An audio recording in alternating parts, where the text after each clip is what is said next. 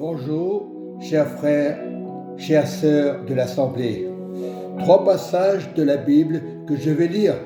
Jacques 3, verset 16, 1 Corinthiens 13, verset 4 et le Proverbe 23, verset 17. En 3 points, je vais lire des passages. Et avant toute chose, je vais prier le Saint-Esprit. Ô Saint-Esprit, brise la jalousie dans toutes les assemblées. Je te prie, ça fait de plusieurs générations que les assemblées évangéliques ont eu de la jalousie. Et ce n'est pas normal. Puisque Jésus-Christ est le même hier, aujourd'hui, éternellement. Hébreux 13, 8. Soyons vigilants. Ô Saint-Esprit, à partir d'aujourd'hui, nous sommes le 1er avril, ce n'est pas une blague. Comment briser le Saint-Esprit? Le jour de la Pentecôte, toute jalousie avait été brisée. Ils étaient 120. Et aujourd'hui, en ce temps de la fin, les choses reviennent. Prions le Saint-Esprit.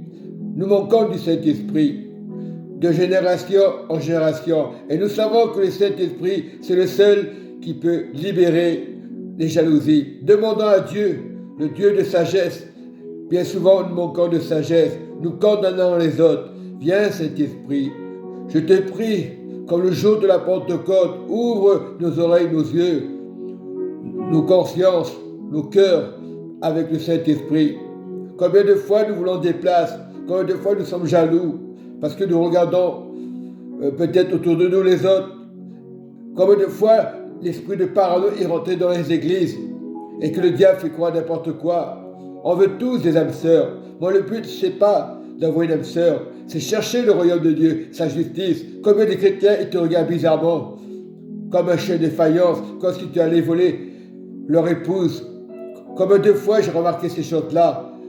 Comme on est faible, parce qu'on est malade, et on a les yeux fatigués, le diable accuse les gens gentils comme moi. Et beaucoup de chrétiens disent, gentil ne veut rien dire, mais lorsqu'il était dans le Seigneur, tout le monde est gentil.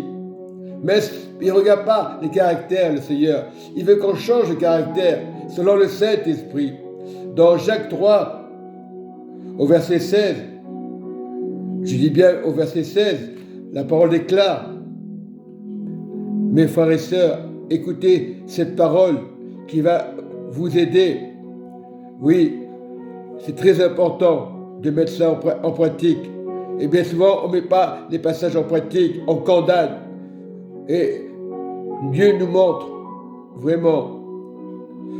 Je commence par le verset 15. Cette sagesse n'est point celle qui vient d'en haut, mais est terrestre, charnelle, diabolique.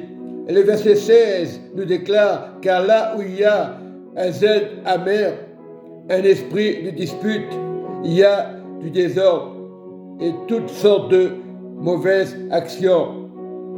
Et nous voyons que ce n'est pas la jalousie qu'il faut regarder sur la terre, c'est là-haut, afin d'éviter la jalousie. Premièrement, la sagesse d'en haut est premièrement pure, ensuite pacifique, modérée, réconciliante, pleine de miséricorde et de bons fruits. Porter du fruit, c'est avoir la sagesse du royaume. Jésus avait du fruit, il portait du fruit. Combien de fois le fruit est amer? Combien de fois nous regardons les frères comme des chiens de faïence et on se permet, je parle de certains leaders, d'accuser, accusateurs. Il n'y a pas que les leaders. Soyez vigilants, hommes de Dieu, je parle. Même à moi, combien de fois on regarde à droite, à gauche. Combien de fois l'ennemi accuse pour mettre la cisanie dans les églises et on dit que le diable n'existe pas. Non, oublie le diable. Cherche le royaume de Dieu. Premièrement, le royaume de Dieu. Je prends ce verset 17, toujours dans Jacques 3. La sagesse d'en haut est premièrement pure. Ensuite pacifique, modérée, réconciliante, pleine de miséricorde et de bons fruits. Plus loin, Dieu déclare, exemple de stupidité, d'hypocrisie, le fruit de la justice et semer dans la paix. Là, je parle du verset 18, et semer dans la paix par ceux qui recherchent la paix. Et nous devons rechercher la paix. Pas dire, moi je suis le meilleur, moi je vais à l'église pour prêcher. Non, le but que le Seigneur nous encourage. Et deuxième point, dans 1 Corinthiens 13,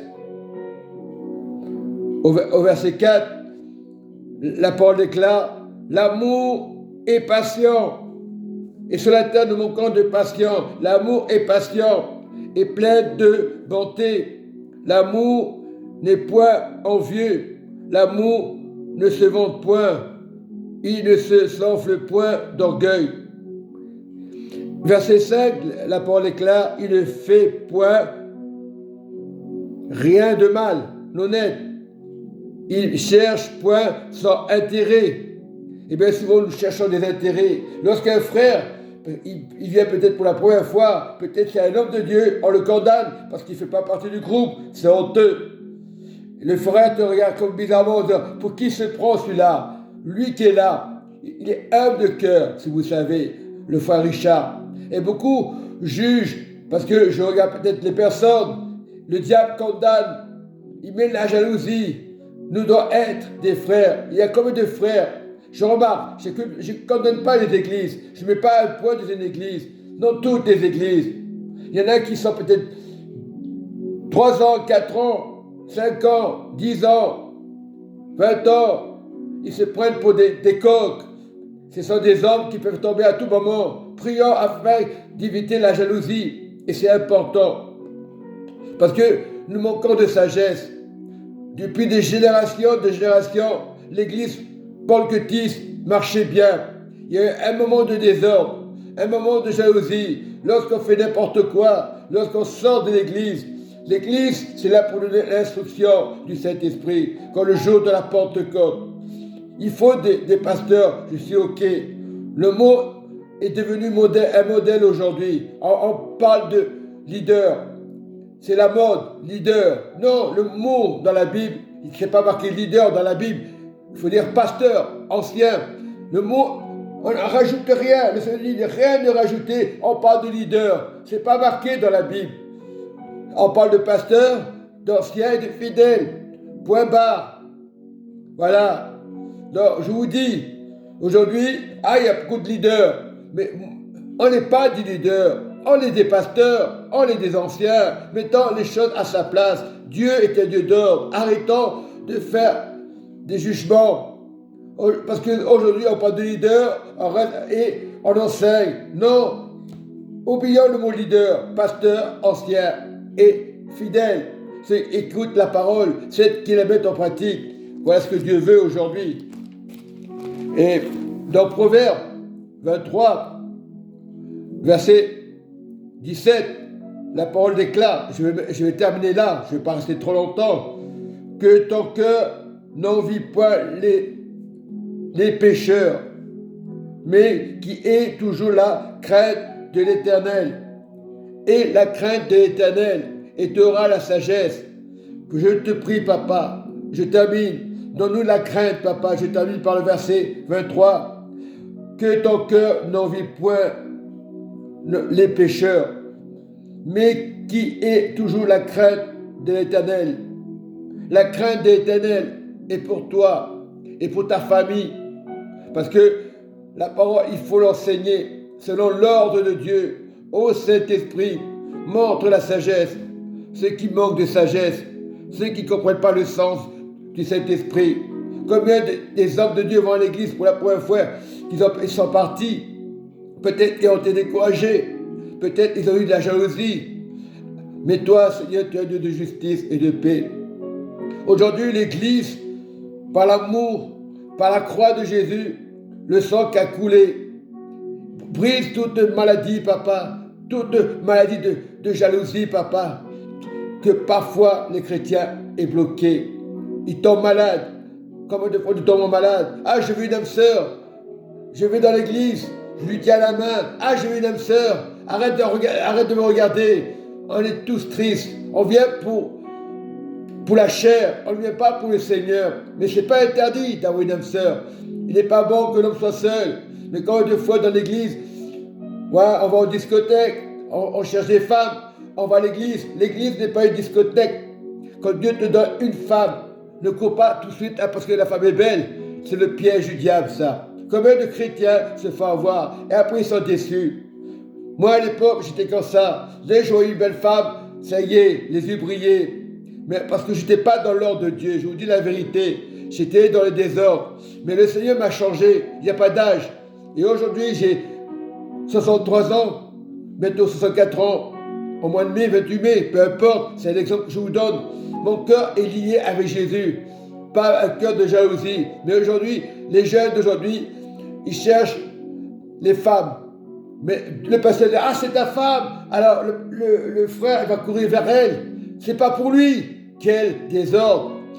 Quel désordre. C'est pas le pasteur Satan. C'est l'esprit d'Antichrist qui rôde dans les églises.